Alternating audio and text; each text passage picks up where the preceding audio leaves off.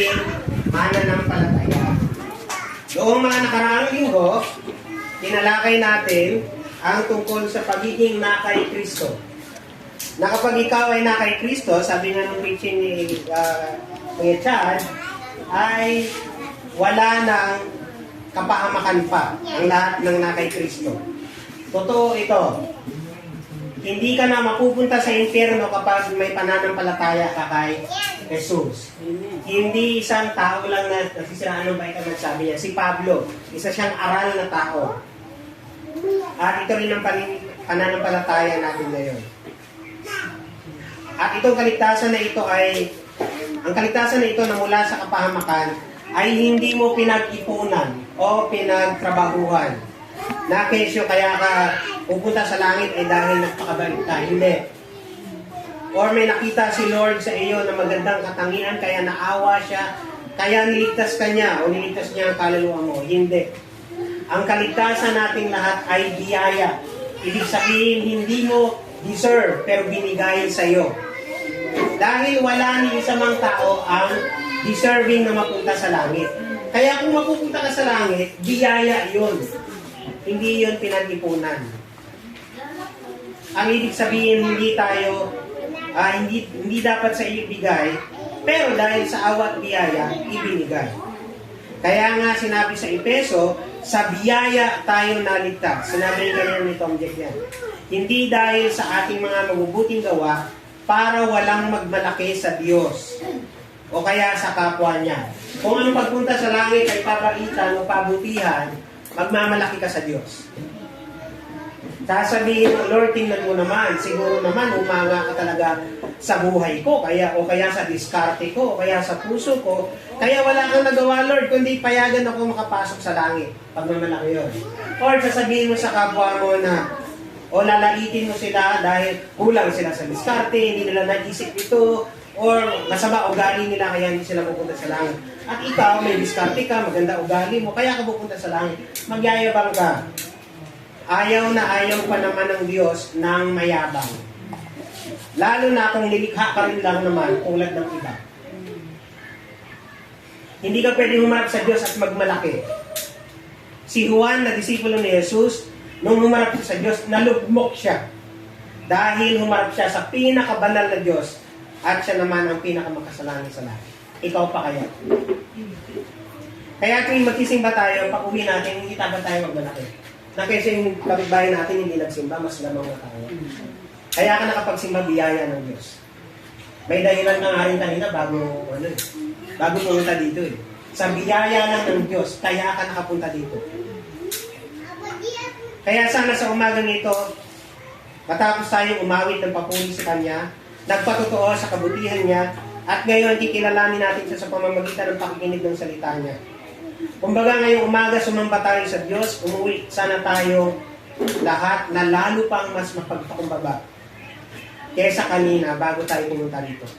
Nawa ang salita ng Diyos ngayong umaga ang magbigay sa atin ng lalong paghanga sa kagandahan at kabanalan ni Kristo.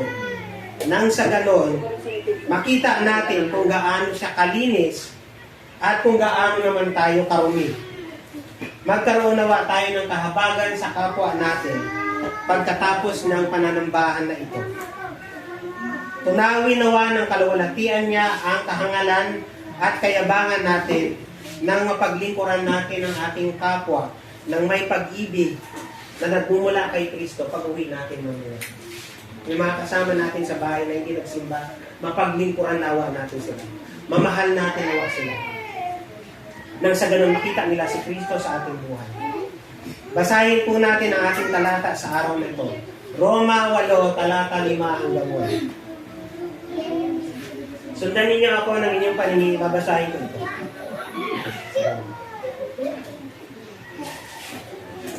Sapagkat ang mga taong namumuhay ayon sa kanilang makasalanang pagkatao ay walang ibang iniisip kundi ang nais ng kanilang pagkatao.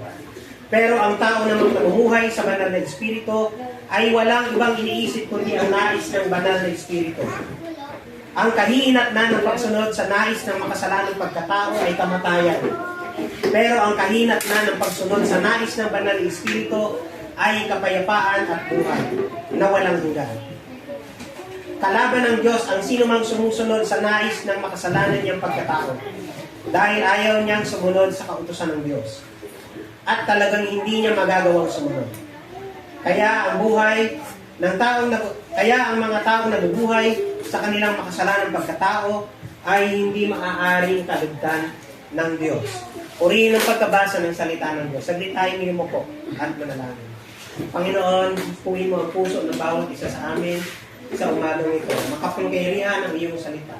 At natitiwala kami ng iyong salita ay hindi babalik sa iyo nang walang kahuluhan. Bagkus ito ay ikilo sa puso ng bawat isa sa amin. Nawa Panginoon, mag-focus kami sa iyo sa umagang ito at namnamin namin ang bawat salita, Panginoon. Hindi kami ma-distract sa aming kapwa. Hindi namin tingnan ang kasalanan ng kapwa namin, kundi tingnan namin ang aming sarili at kumpara namin sa iyo. At hiniling namin, Panginoon, na ang iyong kapangyarihan ng iyong salita ang magbago sa aming mga puso sa umagang ito. Sa pangalan ni Jesus. Amen. Sa teksto natin sa umagang ito, nagkukumpara si Pablo sa dalawang uri ng kaisipan, dalawang uri ng prinsipyo. Alam nyo, sa buong Biblia, dalawa lagi ang partisyon ng Diyos. Dalawang klaseng tao, dalawang klase ng prinsipyo. Sa lumang tipan, merong mga anak ng Diyos at merong mga anak ng mga tao. Babasa niya yan sa yung panahon ni Noah. Nilipon niya ang mga anak ng mga tao at ang tinira niya ay mga anak ng Diyos. Tinatawag rin sila mga anak o lahi ni Seth na sumusunod sa Diyos at may takot sa Diyos, sumasamba kay Yahweh, at mga lahi ni Cain. Tinawag rin silang bayan ng Israel at ang iba pang mga bansa. Yung bayan ng Israel, yun ang pinili ng Diyos. Yung ibang bansa ay yun ang ayaw ng Diyos. Tinatawag rin, lalo na sa Salmo, mababasa nyo, mayroong tinatawag, kinukumpara na may mga matutuwid at may mga masasama. Pag binasa mo, kinukumpara, ang matuwid ay ganito. Ang masasama ay ganito. May matutuwid, yun yung mga inaring matuwid ng Diyos. At ang masasama, yun yung walang pananampalataya sa Diyos. Tinatawag din silang Hudyo. Yung mga Hudyo, pinili at yung mga hindi pinili. Pagdating naman sa bagong tipan, dalawa pa rin yan. Tupa at kambing. Yung mga tupa, yun yung mga may pastor. Kambing, sila yung mga naggalagalag lang, wala ang mga amo. Mga kambing, pupunta sa impyerno. Mga tupa ay pinili ng Diyos para makasama niya. Tinatawag din silang mananampalataya. At ang counterpart ay hindi mananampalataya. Or ang tinatawag sa nila ay mga ligtas. At ang counterpart niyan ay mga mapapahama. Pag binasa mo ang bagong tipan, nakalagay din dyan. Ang mga ligtas, o tayo mga ligtas, tapos ikukumpara doon sa hindi mga ligtas o mapapahama. Tinatawag din silang makalangit. At ang iba, ang kabilang kampo naman ay makamundo. Sa panahon natin ngayon, dahil sa bagong tipan, tinatawag silang simbahan. Tayo ang simbahan. Hindi ba sa simbahan, ha? Na ba sa may building o ano, kundi simbahan. Nananampalataya kay Jesus. Ang tawag sa atin simbahan. At ang mundo. Okay? Sa teksto natin, tinatawag silang maka-espiritu. O tayo ng mga maka-espiritu. At ang counterpart ay makalaman. Kung mapapansin mo, walang kinikilala ang Diyos na nasa gitna. Laging dalawang opposite yan. Kung hindi ka sa Diyos, sa demonyo ka. Ganun lang yun. Walang tao na, ay ako gitna ako eh.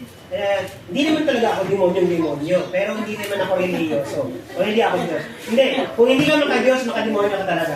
Regardless kung gaano ka lablaw ang pagka-demonyo mo. The moment na meron ng 1% tira para sa na hindi mo binigay sa Diyos, sa demonyo ka na. Kasi sinabi ni Jesus, ang hindi sa akin ay laban sa akin. Kahit ikaw, gusto mo ba na, sabihin sa'yo ng asawa mo, ikaw yung asawa ko, pero meron pa akong isang asawa, pero 1% lang ang mahal ko, pagmamahal ko sa kanya, papayag ka ba na may 1% ba? Diba? Ayaw mo na may kahati. Gusto mo ba na bigyan kita ng tubig na purified water, pero papatakan, isang patak lang naman ng muriate acid. Inumin mo ba? Hindi. Walang kinikilala ang Diyos na balimbing. Walang sakto lang. Hindi mo pwedeng sabihin na basta ako sa gitna lang ako. Hindi ako sa simbahan, hindi rin naman ako sa mundo. Hindi. Pag wala ka sa simbahan, hindi ka sa simbahan, sa mundo ka. Dahil hindi papayag ang Diyos na may kahati. O kaya sabihin mo, hindi ako tagasunod ni Satanas, pero hindi rin naman ako panatiko ni Kristo. Pag sinabi mong gano'n, ay Satanas ka talaga. Walang gitna. Pag nasa gitna ka, ay Satanas na yan. Hindi papayag ang Panginoong Yesus na may kahati siya. Kahit na ang share ng isa mo pang Panginoon ay 5% lang. Hindi siya papayag. Gusto niya 100% mo. Sinabi sa Isaiah 42:8, ako ang Panginoon, iyon ang aking pangalan. O kasi sinabi niya, ako si Yahweh, iyon ang aking pangalan. Hindi ko ibibigay ang aking kaluwalhatian o ang aking mga kapurihan sa mga larawang inanyuan. Ang ibig sabihin, hindi ako papayag na may makihati sa kaluwalhatian ko. Hindi na papayag ang Diyos na may kahati siya sa iyo. Gusto niya buong-buo mo ang ibigay mo sa Kanya. Sa English, sinasabi doon, I will not share my glory. Kung hindi mo Panginoon ang Jesus sa lahat ng aspeto ng buhay mo, hindi talaga siya ang Panginoon mo. Yun ang totoo. Sa talata natin ngayon, makikita natin ang pagkukumpara ni Pablo sa dalawang uri ng kaisipan. At ipinapakita niya rin dito kung ano talaga ang itsura ng dalawang kaisipan ito. Para yung mga magbabasa ng talatang ito ay malaman niya kung nasaan ba talaga sila banda. Nagbigay din siya ng resulta at kahihinatnan ng dalawang kaisipan ito. Kaya pag-usapan natin ang dalawang kaisipan ito.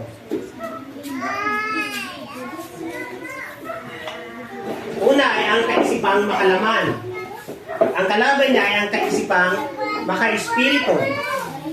At ang kaisipang kaalaman ay nagdudulot ng kamatayan at kaguluhan.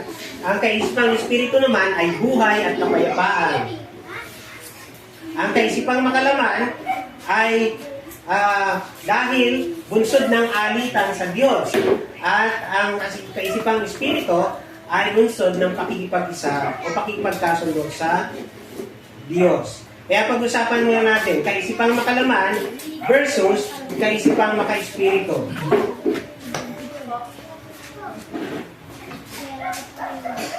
Yung kaisipang makalaman, ang tuon nito, ang focus nito ay tungkol sa kaisipang makalaman. Kaya nga tungkol sa laman. Pag sinabing laman, ibig sabihin ay flesh o katawan. Yan, purutin niyo yung mga katawan niyo, mga bata. Yan yung laman. Dalawa, meron tayong parte. Meron kang laman at meron kang espiritu o kaya kaluluwa. Pero itong kaisipang makalaman, yung taong may kaisipang makalaman, alam mong hindi pa siya nabuborn again, hindi pa napanganganak muli. Kasi hindi niya nararamdaman ang pagkagutom ng kanyang espiritu. Pagka wala ka bang espiritu, pag hindi pa buhay ang espiritu mo, hindi ba gugutom? May patay bang nagugutom? Wala. Kung hindi pa buhay ang espiritu, hindi ito manghihingi ng pagkain.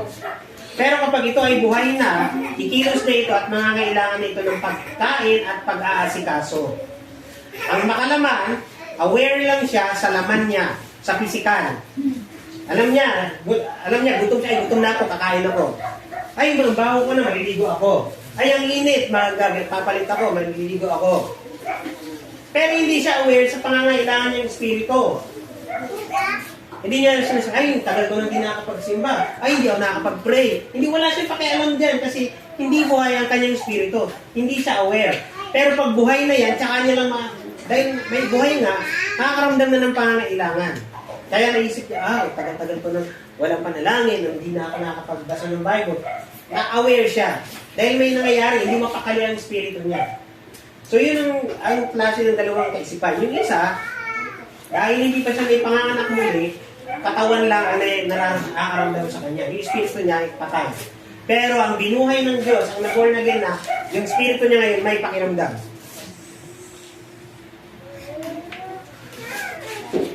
Kaya yung buhay ng espiritu, yung kaisipan niya ay nakapokus din sa espiritu, sa pangangailangan ng espiritual.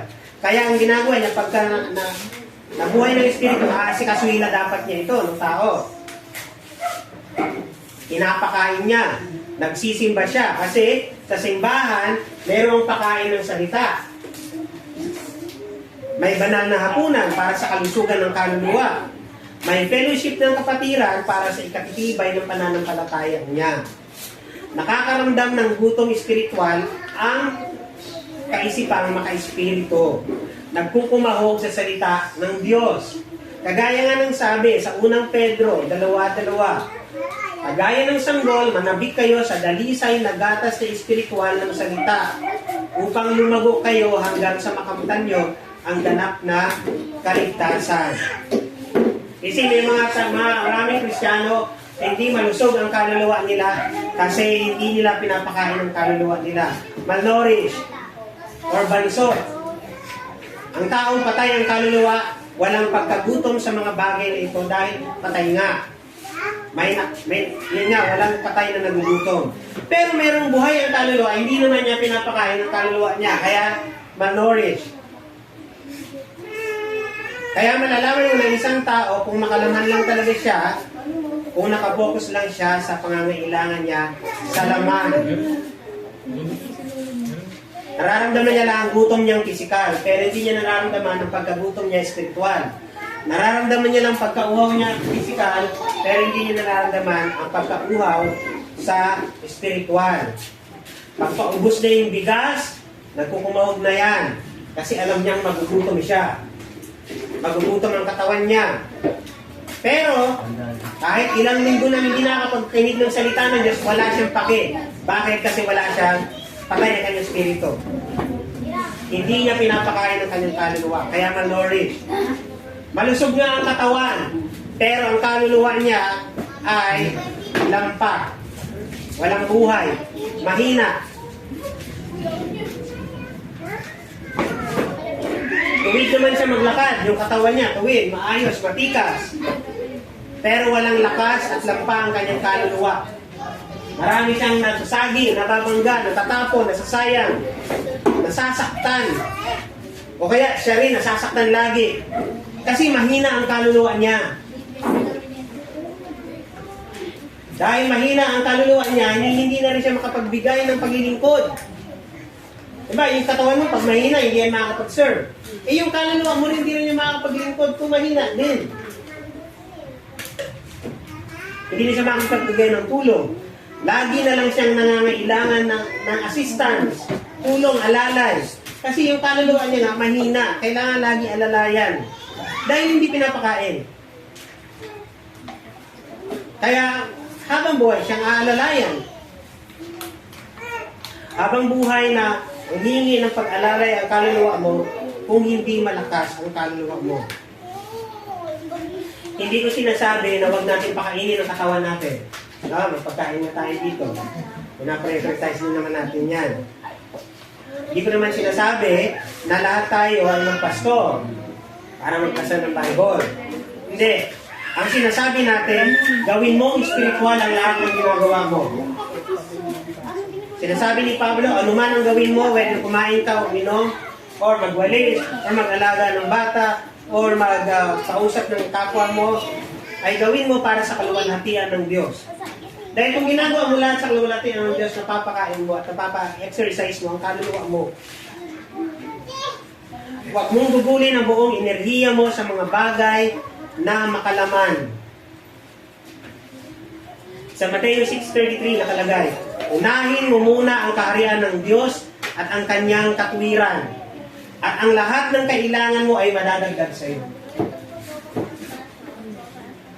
Ang problema, inuuna natin yung laman. Inuuna natin yung nakikita nating problema. Ayaw natin na unahin yung spiritual. Sabi ni Charles Stanley, napakarami kong problema ngayong umagang ito at napakarami kong dapat gawin sa araw na to na kailangan kong maglaan ng 5 oras para manalangin. Dahil mas importante ang kaluluwa. Pag mahina ang kaluluwa mo, hindi mo rin mahaharap lahat ng problema na yan. Mali mo mahaharap yan. At sa halip na masolve mo yung problema, magdadagdag ka lang ng dapat panibagong problema sa problema mo na. Bakit? Dahil mahina ang kaluluwa. Hindi katawan ang nagsasolve ng problema. Kahit na damihan mo ang kain sa umaga. Kung mahina ang kaluluwa mo, mahina ang magdesisyon. O baka masolve mo yung problema physical, pero nagkaroon ka na maraming away. Hindi, mas delikado ka pa ngayon. Kaya unahin mo ang kaharian ng Diyos at ang kanyang katwiran o ang pagiging matuwid o ang salita niya. Dahil lahat ng kailangan mo maidadagdag sa'yo, idadagdag ng Diyos yan. Ang Diyos natin ay Ama natin at hindi siya mapabaya. Sinabi ni Jesus, kung manghihingi ba kayo ng tinapay, bibigyan ba kayo ng bato? Kung manghihingi ba kayo ng isda, bibigyan niyo ba kayo ng ulupong o ng ahas? Hindi. Mabuti ang Diyos natin. Pag inunan mo siya, hindi kanya pababayaan. Ang kaisipang makakaman, akala niya, yung nakikita niya lang ang problema niya. Pero hindi niya nakikita, may problema pa ang kaluluwa niya. Kaya hindi kaya ko kayo nakakapagod. Pag-isipan niyo ang kaluluwa niyo, pakainin niyo yan. Magpuri kayo sa Kanya, umabot kayo ng papuri sa Panginoon, manalangin kayo. Hindi kailangan maging magaling manalangin. Basahin niyo ang salita. Ang mga anak niyo ay ibabad niyo sa salita ng Diyos. Manalangin kayong kasama ang anak niyo. Kahit na utal-utal yan, manalangin kayo. Dahil marami kayong kakaharaping problema sa buong araw. Lalo na sa buong linggo ito. Manalangin. Ang Diyos natin ay hindi pabaya. Kaya ang kaisipang makalaman ay huwag natin masyadong isultin. Kundi paganahin natin ang kaisipang espiritu. Pangalawa, ang kaisipang makalaman ay nagdudulot ng kamatayan at kaguluhan. At ang kaisipang maka-espiritu naman ay nagdudulot ng buhay at kapayapaan. Pinakita rin ni Pablo sa teksto natin ang magkasalungat na dulot ng dalawang kaisipan. Sinabi diyan, ang kahihinatnan ng pagsunod sa nais na makasalanang pagkatao ay kamatayan. Pero ang kahihinatnan ng pagsunod sa nais ng banal na espiritu ay kapayapaan at buhay na walang hanggan. Kapag sinunod mo ang banal na espiritu, kapag sinunod mo ang nais ng Panginoon, kapag ang inaasikaso mo ay ang espiritu mo, magkakaroon ka ng kapayapaan at buhay na walang hanggan. Siguro naman napatunayan mo na ito sa buhay mo. Ilang taon ka ng Kristiyano, sa sarili mong buhay. Kapag makalaman o sarili mo lang iniisip mo, di ba hindi ka naman nagiging payapa? Di ba? Lalo lang nagugulo yung isip mo. Dahil alam niyo kung bakit, ganun talaga ang resulta. Kapag laman mo lang ang inaasikaso mo. Sinasabi dito na ang kaisipang makalaman ay nagre-resulta sa kaguluhan at kamatayan. Pero ang kaisipang espiritual ay nagdudulot ng kapayapaan at buhay na walang hanggan. Noong naging Kristiyano ka, ipinagkalooban ka ng panibagong kaisipan na siya ngayon nakikipagtunggali sa luma mong kaisipan. Dalawa na yan, may bago ka na kaisipan. Nagtatalo na yan. Ang kaisipang makalaman. Kaya nga kailangan mo mapaalalahanan na ang laban ay hindi ayon sa laman, kundi sa espiritual. Ang alam ko sinabi ni Alfie sa sermon niya, yung pagbabago ng asawa mo ay hindi mo pwedeng labanan yan sa laman. Kailangan mo yan labanan sa espiritual. Dahil kaya ganyan ang ugali niyan, o kung ang asawa mo ay hindi pa nagbabago, ay dahil hindi pa niya mahal si Jesus. Kung mahal niya si Jesus, magbabago na yan. So idalangin mo sa Diyos na Diyos, Panginoon, bigyan mo siya ng pag-ibig sa iyo. Pag namahal mo niya, madali na lang magbago yan. Actually, wala nang pilitan yan. Usahan niyan susundin ang salita ng Diyos. Yung anak mo ganun din. Idulog mo sa panalangin at lagi mong itaas sa Panginoon. Dahil hindi mo kaya, walang amount ng dakdak na makapagbago dyan, ng sermo, kahit anong paliwanag mo. Nagawa ko na yun eh. Kasi ganito ang mangyayari sa'yo. Wala pa din, di ba? Nagbabago ba? Hindi. Pero kung idadalangin sa Panginoon, ang binabago na Diyos ay puso ko.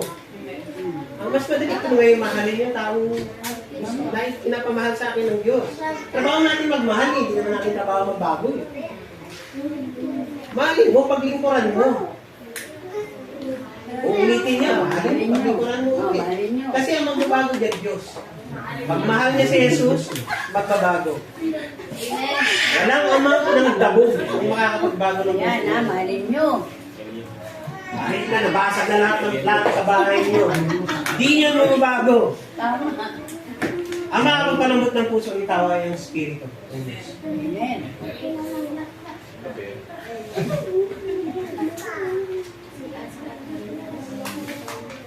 Kaya pakinggan niyo ang sinasabi ni Pablo sa simbahan sa Efeso. Sabi doon sa Ephesians 6:12-13, sapagkat ang ating pakikipaglaban ay hindi laban sa laman o dugo, kundi laban sa mga pinuno, laban sa mga kapangyarihan, laban sa mga kapangyarihan hindi nakikita na naghahari sa sanlibutan sa kadilimang ito, laban sa hukbong espiritual ng kasamaan sa kalangitan. Kaya't kunin ninyo ang buong baluti ng Diyos upang kayo'y makatagal sa araw na masama. At kung magawa ninyo ang lahat, ay tumayong matatag. You see, ang kalaban nyo kasi, kalaban nyo yung mga masasamang espiritu na umi-influensya dyan. Tapos ikaw, pagbabasagan mo lang ng plato. Di ba? Haginsan mo lang ng kaldero. Matatawi mo ba yung mga demonyo yung maano ka na sa... Ay, pag hinagisan mo ng kaldero. Hindi! Eh, tama yung sabi ni Pablo, hindi ito yung... Kahit sa simbahan niya, ang laban ay hindi sa laman. Spiritual.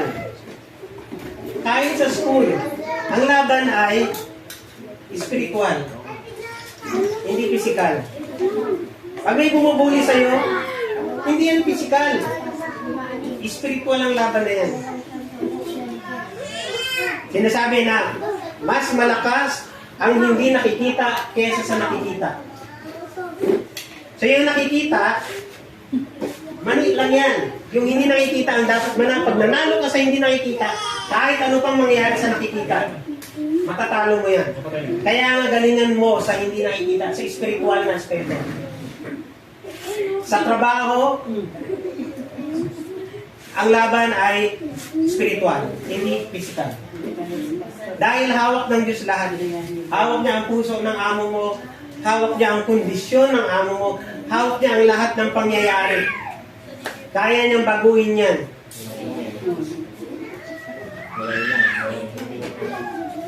Hindi yan ang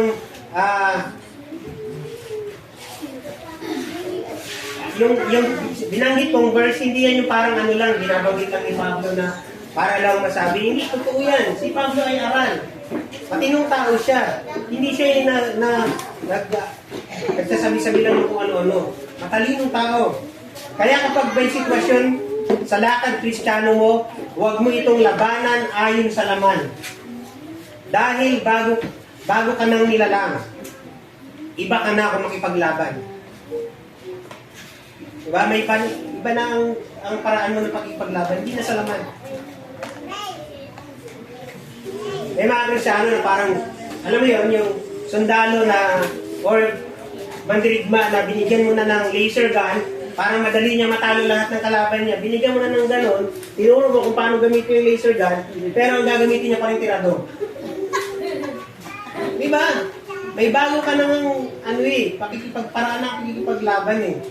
Ayaw mo pa rin gamitin. Gamitin mo ang bagong kaisipan. Itapon mo ang kaisipang makalaman dahil hindi ka na obligadong gumamit ng mga makalamang paraan. Kapag may umaway sa iyo, huwag mong pairalin ang lumang style. Naaangasan mo din. Gamitin mo ang bagong style ng pagpapakumbaba at panalangin. Ilang beses mo naman ang napatunayan na pinapahamak ka lang ng lumang style mo. Kapag gipit ka, huwag kang manggigipit din. Umandin lang. Na parang teka, mukhang lihado na ako, kailangan ko ng Diyos. Hindi. Gawin mo pa rin ang maka-Diyos at patas na paraan. Kasi Diyos naman ang magpapala sa iyo. Siya ang may control ng lahat ng bagay. Hawak niya ang lahat ng resources. narinig ko sa isang sermon sa Kamandag tungkol kay Hagar. Ang mga katagang, si Yahweh ay Diyos na nakakakita. At na-encourage ako doon. Dahil sa totoo lang, hindi naman natutulog ang Diyos. At hindi rin naman siya pabaya. Nakikita niya ang pangangailangan natin. Sabi sa Hebreo 6:10, sapagkat ang Diyos ay hindi masama o pabaya, hindi niya kaliligtaan ang iyong mga gawa at ang pag-ibig ng iyong pinapakita sa kanyang pangalan, sa iyong paglilingkod sa mga banal, gaya ng ginagawa ninyo ngayon. Diba?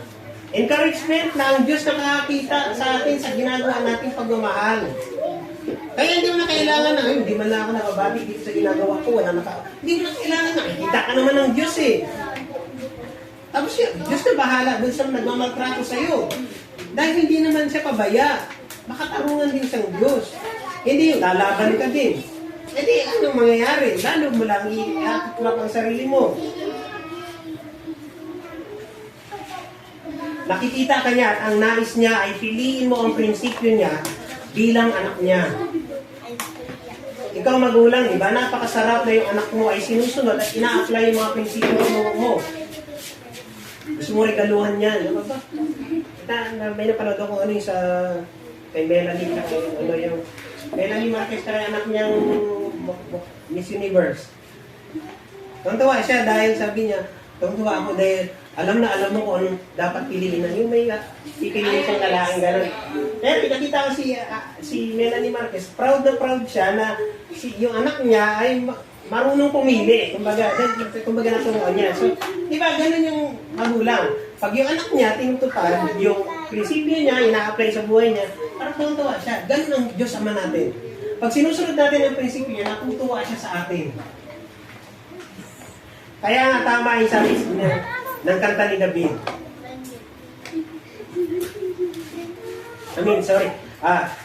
Minsan kasi yung ginagawa natin, yung nag-aalangan tayo, iniisip mo na kapag nasa alanganin na, iniisip mo na wala na siguro si Lord, ako na lang bahala siguro. Gagalingan ko. Yan. Susobrahin ko kasi wala na, bibit niya, kailangan ko ng ulo. Kaya ganun eh. Kaya ang sabi dun sa kanta ni David, tama yun eh, sa Salmo 2. Sabi niya, ang Diyos na nakaupo sa kalangitan ay tumatawa. At ang Panginoon ay kumukutya sa mga tao daw. Kasi nakakatawa tayo. Diba? Yung diskarte, akala natin, pag ginaligan natin ng ginalingan, aayos buhay natin. Hindi. Kailangan mo ng biyahit ng Diyos. Natatawa si Lord sa atin kasi pahilog-ikot na lang tayo. Hindi tayo natututo. Diba? Paulit-ulit na nangyayari sa'yo, paulit-ulit mo rin gano'n na respond mo. Tapos pagtataka ka, bakit kaya gano'n pa rin ang nangyayari? Kasi nga, paulit-ulit ka nga.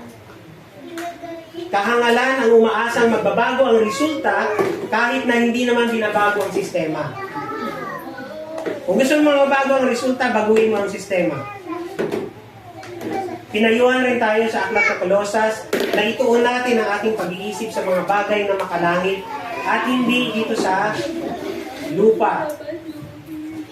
Hindi ko sinasabi rito na kapag inuna mo ang kaharian ng Diyos o kapag pinipili mo ang kaisipang espiritual, ay mawawala na ang mga problema mo at hayahay ka na lang. Hindi na yung sinasabi natin.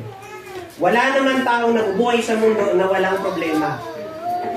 Kahit si Ate Sally, may problema niya, gaganyan-ganyan lang yan. Kala nyo, ganda lang yan? Hindi yan. Sa likod niyan, walang taong nabubuhay sa mundo na walang problema. Pag buhay ka, may problema na agad. Kahit nga yung batang yun, may problema na yun. Diba? Dahil paano ko kaya sasabihin, iiyak lang naman ang kaya kong gawin, paano ko sasabihin na may kumagat na lamok sa akin? Pag umiyak ako nito, bibigyan na naman ako ng gatas dito. Ang gusto ko lang naman sabihin, ay may kumagat sa akin. Diba? Bata may, baby pa lang, may problema na yan. Kaya huwag ka mag-ano na ikaw lang, parang ikaw lang may problema. Lahat ng tao may problema.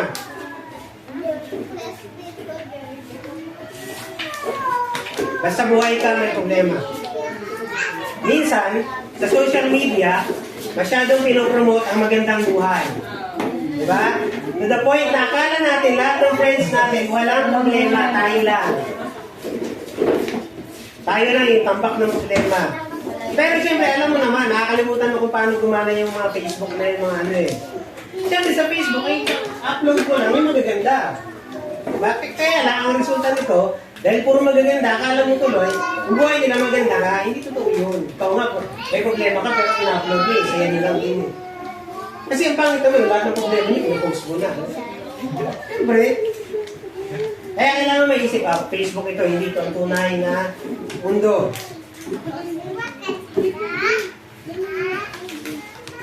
Pero dapat, huwag tayo magpakagumon sa social media, no?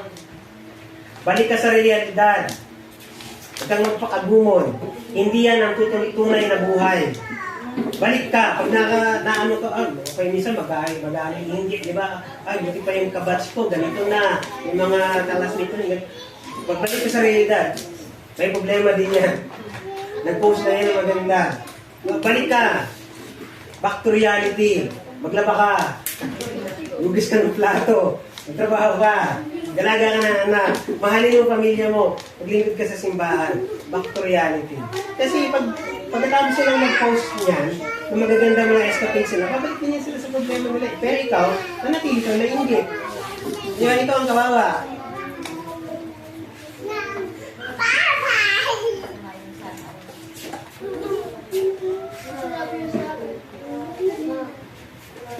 Lahat ng tao mula sa sanggol hanggang sa mga uugod-ugod na senior citizen ay may problema. Ang pinagkaiba lang ng mananampalataya ay may Diyos tayo na nag-comfort sa atin. At ang salita niya ay available sa atin lagi para sa kapayapaan ng puso natin. Parehas na nawawalan ng trabaho, may mga tao parehas na mawawalan ng trabaho kinabukasan. Pero isa lang sa kanila ang matutulog ng payapa kasi alam niya hindi siya pababayaan ng Diyos. Yung isa, dahil wala siyang relasyon sa Diyos, hindi siya makakatulog kakaisip. Kung ano ang gagawin niya, kung paano niya gagawin yan, at kung anong diskarte ang gagawin niya. Eh kahit naman magpuyat siya, kakaisip, hindi pa rin mawawala ang problema niya. Pakinggan niyo ito. Walang makapananakit sa mga anak ng Diyos, maliban na lamang na ipahintulot ito ng Diyos. Tayo mga mananampalataya ay immortal hanggat hindi pa tapos ang Diyos sa pinapagawa niya sa atin. Hanggat hindi pa niya tayo tinatawag pa uwi sa kanyang tahanan sa langit, mananatili tayong buhay sa daigdig nito. Ang ma-realize na walang nangyayari sa buhay na ito na labas sa walang hanggang sangguni ng ating Ama at ayon sa kanyang walang hanggang layunin ay isang napakadakilang sikreto sa pamumuhay ng mapayapa, panatag at kontentong buhay. Makukontento ka na kapag alam mo na kontrolado ng Diyos ang lahat. Na kahit mawalan ka ng trabaho bukas, hawak ka ng Diyos. Ang ating kinabukasan ay nasa kamay ng ating Diyos. Iligtas niyo po ako sa aking mga kaaway na umuusik sa akin. Ipadama ninyo ang kabutihan sa akin na iyong lingkod. Sa iyong pagmamahal, iligtas ninyo ako. Yan ang sinabing David sa kanyang salmo. Kaya kalma ka lang. Alam niyo po, alam niyo naman ng lahat mga ditong side. 5 araw na lang po, mawawalan na ako ng bahay. Kalma lang. Kalma na. Marami kang bahay, Bas. Marami bahay dito. Magandang bahay dito. Ang nangyari ay nagkaroon ng problema ang landlady ko. At ngayon, hindi ko na aling detalye. Sa loob na 5 araw, kukunin na ng bago yung bahay ko. At dahil doon ako nakatira sa ayun, wala na ako ng bahay. Paano ka 5 days? Para magbuhay. 5 days pa. 5 days. Para maghanap ng tirahan na sakto-sakto. Hindi nila problema ang maraming aso. Hindi nila may kwarto sapat para sa aming 4. Saan sulok ka ng kogyo, makakahanap na. Kasi dapat sa kogyo, bilang ng simbahan. Malabo. Pero pwede na rin sana ako magtampo. Galin, at hindi na lang mag-preach, at pwede na rin ako magmukmok, or pwede rin ako magwala. Pero sa biyaya ng Panginoon, mas nilagay niya sa puso natin na maging mapagbiyaya at lalong makita ang tunay na kalagayan espiritual ng mga taong involved dito. Panalangin sila at dumulog sa Panginoon. Dahil sa edad kong ito, na 23 years old, never pa akong kinabayaan ng Diyos. Sa loob ng 23 years, never pa ako. Halos pumunta na ako sa bingit ng kamatayan, pero lagi akong nililigtas ng Diyos. Eh dito pa kaya? Wala namang mamamatay dito. So, isipin natin lagi, gamitin natin ang spiritual na kaisipan natin. At huwag natin isipin ito na, ito kailangan sa laman lang. Hindi. Sa espiritu lahat ito. Ano ba ang pinakamalalang pwedeng mangyari sa akin? Ang pinakamalala lang na pwedeng mangyari ay mawalan ako ng bahay. Yun lang. Pero the rest, sa buhay ko, yung mga pinakamahalaga, intact pa rin. Solid pa rin. Yung mga kaibigan ko pa rin.